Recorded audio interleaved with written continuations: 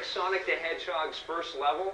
Well, it's kind of fitting because I'm playing Sonic Advance 2 on my Game Boy Advance, and I always love seeing Sonic, especially in 2D, and that's what we got here. Sega developed a 2D side-scrolling Sonic just the way we like it, super fast, lots of cool dash moves, lots of cool loop-de-loops and all kinds of jumps and bouncy things and springy things.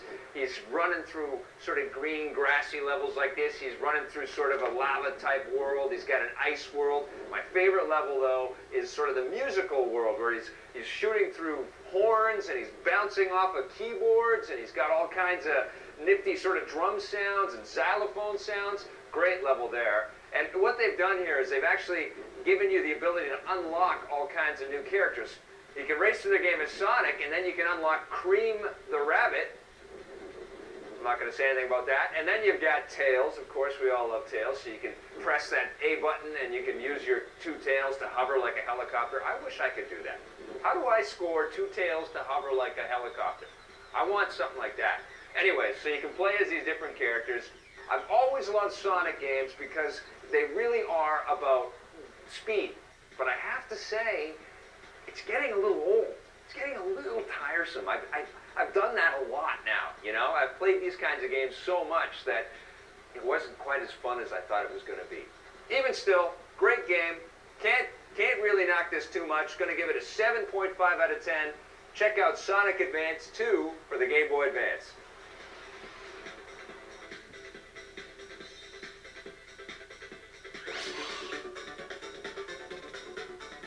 Alright, we're back. Now we're going to talk about NBA Street Volume 2 for the Xbox, but of course it's also available for the PlayStation 2 and GameCube. What'd you think of this one? Yo, boy! What up, Cucumber Slice? This action be off the hook, homie! It's pretty good. It's pretty good. And what exactly are you saying to me?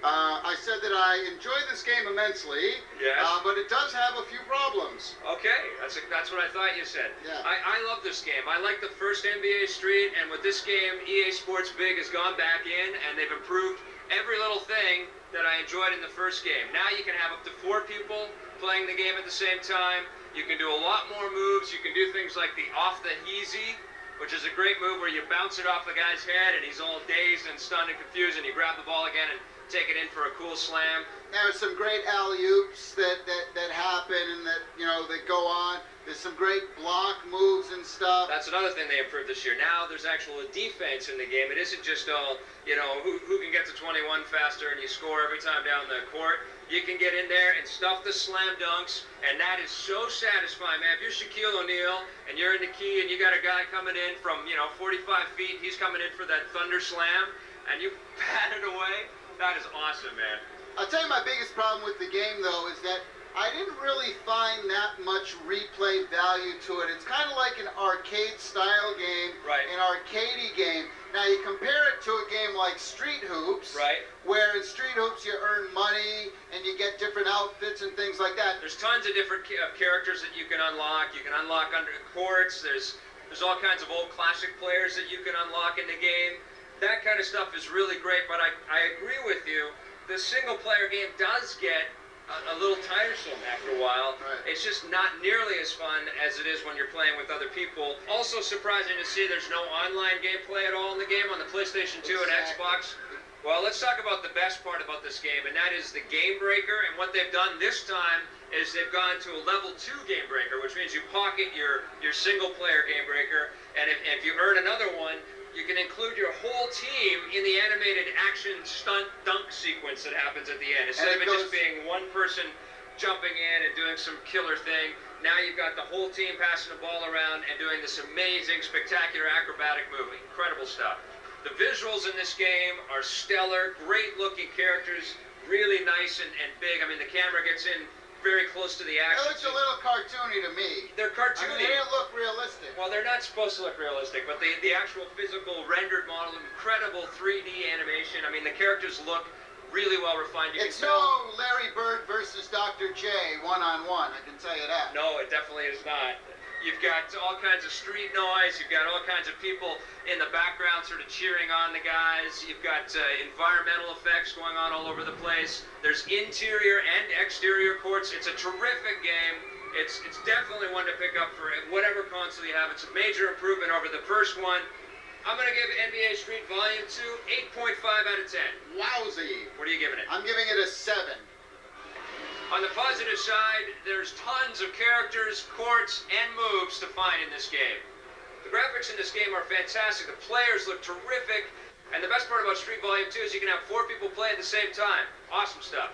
On the negative side, single-player mode, it's really repetitive and there's not a lot of replay value. We would have liked to have seen this game online.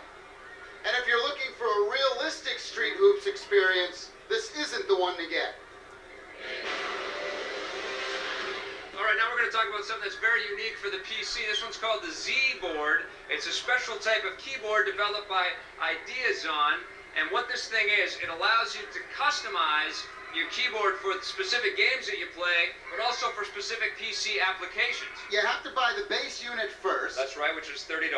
And then you can plug in all these different thingies. You can change your keyboard like you change your underwear. What they do is they give you a collection of shortcuts and basic hotkeys that are mapped right onto the keyboard, and they've got little diagrams, and they show you exactly what buttons to press, so you never have to kind of look at for the manual. Setting up the keyboard is actually really easy. You just plug it into the back of your computer, and you pop in the software. Software loads up very easily, and then whenever you switch up a different keyboard, the computer automatically knows what you've connected. The ones for the games, they've actually kind of messed with the keyboard. So Right. instead of like a square button on the keyboard, they're like these little round buttons to type in stuff. For example, Medal of Honor, which is a first-person shooter, Yep. you know, you get the big, giant up, down, left, right buttons, Right. which is nice, you know, and all you have to do is kind of look at your keyboard to see all the different weapons you can get and all the different crouches. It's kind of hard to recommend